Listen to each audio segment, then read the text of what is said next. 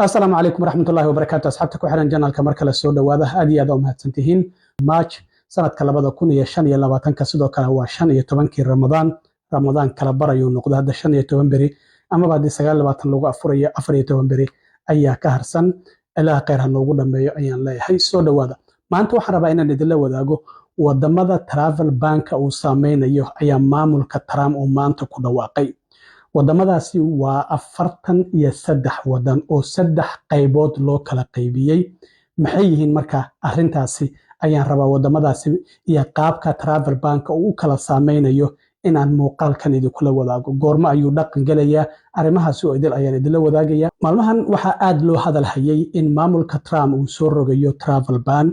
travel bankaas horay ayaan idinku sheegay dhowr maalmood ka hor laakiin hadda faahfaahinna dheeraad ah ayaa ka soo baxay lama ogeyn inta wadan oo travel bankana uu saameynayo laakiin maanta warbaahinada kala duwan waxay qorayaan wadamada travel bankaasi uu saameynayo iyo qaabka uu u kala saameynayo haddaba travel bankan markii hore horta halkuu ka dhashay Trump markii uu xilka la wareegay 20kii January ayaa waxa uu saxiixay wareegto uu ku leeyahay waxa aan doonayaa in la kala cadeeyo baaritaan dheeraad ah oo dhinaca ammaanka ama security-ga lagu sameeyo qof kasta oo ajnabi ah oo doonaya wadankan Mareykanka inuu soo galo si loo xaqiijiyo qofka ammaanka qaranka Mareykanka qatar ku ah wareegtadaasi ayuu saxiixay marka 20kii January muddo 60 maalmood ah ayaa waxa uu siiyay marka wasiirada ay qusayso wasiiradaasi oo kala ah wasiirka arrimaha dibadda Marco Rubio wasiirka cadaaladda Pam Bondi wasiirka amniga gudaha Kristi Noem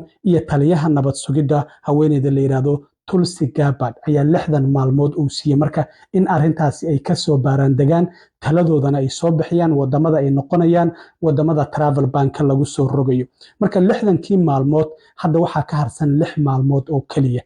jimcaha soo socda ee 22ka Trump ayay talooyinkooda u soo gudbinayaan markaasi kadib waxay u badan tahay in travel bank uu dhaqan galo haddaba marka wadamada travel bankaasi uu sameynayo ayaa maanta la shaaciyay waa 43 wadan oo loo kala qaybiyay 3 groupka koobaad waa red list amaba waxay ku jiraan liiska casaanka ama gaduudka waa wadamada aan loo ogolaan doonin in ay Mareykanka soo galaan waxa ku jira sidoo kalena liiska labaad wadamada orange-ga la yiraahdo wadamadaas iyaga waa la xadidi doonaa imaanshahooda wadankan Mareykanka kuwa ugu dambeeyana waa yellow ama huruudi yellowgaasi marka waxa ay yihiin ayaga muddo kooban ayaa la siinayaa waxyaabaha Mareykanku uu ka tabanayo inay ku saxaan haddii ay ku saxi waayaan waxa ay galayaan liiska redka oo casaanka ama gaduudka ama orange-ga ay galayaan haddaba marka wadamadaasi maxay kala yihiin saddexda qaybood loo kala qaybiyay waa arin la yaab leh oo maanta soo baxday red listiga wadamada aan loo ogolaan doonin dadkooda u dhashay wadamadaasi oo citizens-ka in ay Mareykanka yimaadaan oo liiska casaanka ama gaduudka ku jira ayaa waxay kala yihiin 11 wadan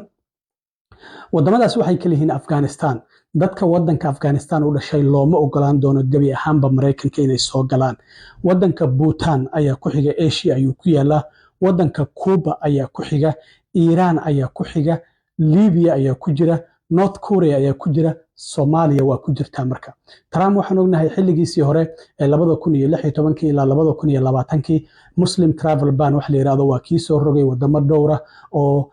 markii dambana wadamo kale oo gadaal uga daro Soomaaliya ay ku jirtay Suudaan Libya wadamo fara badan ay ku jireen inuu soo saaray hadda marka arrimihii waa uu bedelay marka hadda red listiga ayay Soomaaliya ku jirtaa marka wali faahfaahinada dheeraadka lama ogo dadka viisayaasha ku imaanaya qaxootiga sidee arrimahaasi ay u kala saameynaysaa talooyinka golaha wasiirada ay soo gudbinayaan ayaa loo kala ogaan doonaa laakiin wadamada red listiga oo casaanka oo aan loo ogolayn dadka u dhashay inay wadanka Mareykanka soo galaan Soomaaliya waa ay ku jirtaa Suudaan ayaa ku jirta Syria ayaa ku jirta Venezuela ayaa ku jirta Yemen ayaana ugu dambaysa waa wadamada red listiga oo aan loo ogolayn in ay Mareykanka ay soo galaan haddaba wadamadan ku jira marka orange-ga iyaguna waxa ay yihiin 10 wadan wadamadan marka waxa la adkeyn doonaa viisayaasha ay Mareykanka ama waa la xadidi doonaa gaar ahaan waxa la yiri viisayaasha dhinaca dalxiiska ardaynimada iyo sidoo kalena immigrant visa dadka ku imaanaya waa la xadidayaa marka sidaas ayay wadamadan 10 marka waxay yihiin Belarus, Eritrea, Haiti, Laos, Myanmar, Pakistan, Ruushka, Sierra Leone, South Sudan iyo Turkmenistan. Wadamadan waxaa la leeyahay marka ay visa soo dalbadaan dadka ka imaanaya in-person interview ayaa wareysi looga qaadi doonaa. Safaaradda ayay tagayaan, waa la hor fadhiisanaya. Haye, Maraykanka maxaad ka doonaysaan? Waxaas ayaan ka doonaynaa. Imise ayaad joogaysaan? Intaasi ayaan joogin. Marka interview in-person ayaa laga qaadi doonaa dadka wadamadaasi 10 iyaguna viisaha kasoo dalbanaya. Arrintaasi ayaa iyaduna sidoo kale jirta liiska oranjiga ayay ku jiraan. Haddii marka ay doonayaan in Maraykanka yimaadaan wadamadaasi viisayaashooda waa la xadiday, laakiin haddiiba qofku uu u baahan yahay safaaradda ayuu tagayaa, interview ayaa lala yeelanaya. Haddii interviewgiisa uu ku qanco, mas-uulka ka qaadaya viisaha waa la siinaya, haddii kalena waa loo diidaya. Marka waa inuu sheegaa xilliga uu tagayo, xilliga uu soo laabanayo, waxyaabaha uu u socdo, waxyaabahaas oo idil waa inuu caddeeyaa qofkaasi. Waa wadamadaasina wadamada sidoo kale orange listiga ku jira. wadamada ku jira sidoo kale yelowga waa 22 wadan. Yellow listiga ayay ku jiraan ama huruudiga listigaas ayay ku jiraan. Wadamadan Maraykanku 60 maalmood ayuu siinaya cabashooyinka laga qabo oo Maraykanku uu ka tabanayo in ay ku saxaan. Haddii ay ku saxi waayaan marka 60kaasi maalmood waxa ay qatar ugu jiraan in lagu daro liiska wadamada red listiga ah oo dadka ka imaanaya wadamadaasi 22 wadan aysan Maraykanka soo gali karin, ama sidoo kalena listiga oranjiga in lagu daro oo viisayaashooda la xadidayo. Marka wadamadaasina waa wadamo 22 wadan ah. Waxa ay ka bilaabanayaan wadamadaasi Angola, waxa ku jirta 15 wadan oo Afrikaan ah ayaa ku jirta 22kaasi wadan oo iyaguna ku jira yelowga oo 60ka maalmood haysta. Waxyaabaha Maraykanku uu ka cabanayo in ay saxaan, haddii ay saxi waayaanna ay qatar ugu jiraan labada liis oo ka sarreysa in dadkooda lagu beeriyo. Marka waxa ay kala yihiin Angola, Antigua and Bermuda, waa jasiiradahan ku yaala Latin America. Sidoo kale Burkina Faso ayaa ku jirta, Benin ayaa ku jirta, Cambodia ayaa ku jirta, wadanka Cameroon ayaa ku jira, Cape Verde ayaa ku jirta, Chad ayaa ku jirta, Republic Democratic of Congo ayaa ku jirta, sidoo kalena Democratic Republic of Congo ayaa ku jirta. Labadaasi wadan waa labada Congo. Dominica ayaa ku jirta, wadanka Equatorial Guinea ayaa ku jira, Gambia ayaa ku jira, Liberia ayaa ku jirta, Malawi ayaa ku jirta, Mali,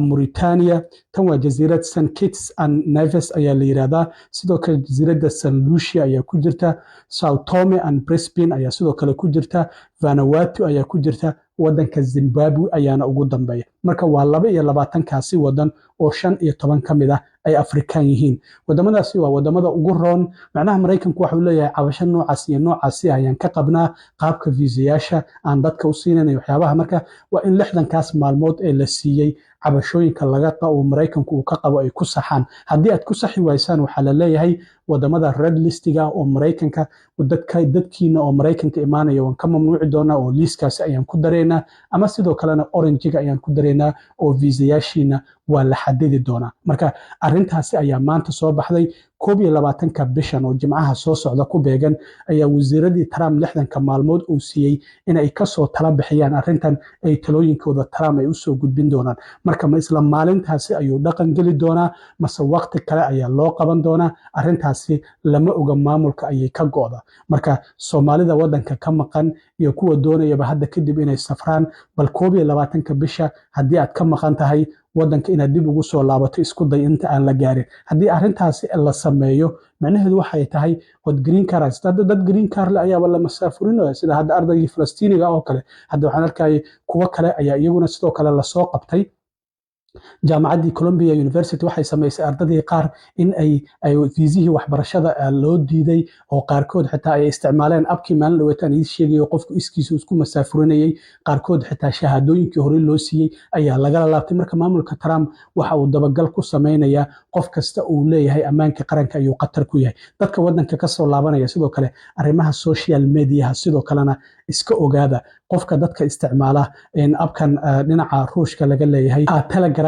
Telegram haddii aad leedahay Telegram wax kasta ayaa la soo geliya, wax dhiig leh, wax la dilay, waxyaabo qaaqaaw arrimahaasi telegramka hadda social mediahana dadka soo laabanaya aadaa loo fiirinaya marka arrintaasina ka taxadira social mediahiina mobiladiina waxyaabaha ku jira gruubyadii hore ayaan idinku sheegay whatsappka haddaad ku jirto isaga baxa marka maamulka Trump waxa ay wadaan hadda dabagalaad u xoogan taleefankaada marka aad laga qaado ab ayaa la gelinaya wax kasta oo ku jiro waxa meel ay gelin doonaan markaas kadib wax kasta oo ku jira ay kala baxayaan hal mar ay la baxayaan meel ay ku shubanayaan oo ay soo baarayaan marka haddii aad telegram iyo waxyaabahaas aad ku jirtay isaga bax markaad wadanka ku soo laabanayso maxaa yeelay inta soo gelitaanka hadda su'aalihiina waa la badiyay dadkana qaabka sidoo kalena loo baarayana waa la kordhiyay marka aad iyo aad u mahadsantihiin arrintaas ayaan rabay inaan dila socodsiiyo intaan mar kale kulmi doono waa saaxiibkan cilmi waaro idin la sida iyo nabadgelyo